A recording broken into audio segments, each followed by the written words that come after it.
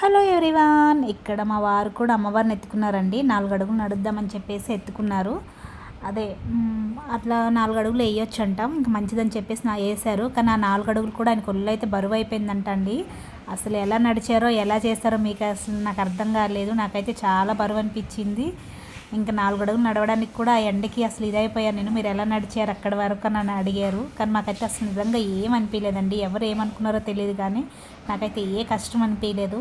అక్కడికి వెళ్ళి దేవుడి దర్శనం అయ్యే వరకు కూడా నాకు ఏమీ తెలియలేదండి. నిజంగా నేను అంత బాధలో కూడా ఎలా వెళ్ళానో కూడా నాకు కూడా తెలియదండి. ఆ చెయ్యి నొప్పి ఎలా నాకు అసలు అప్పుడు వేయలేదో ఏంటో, నాకు చెయ్యి కూడా కాలిపోయి ఉండే అక్కడ.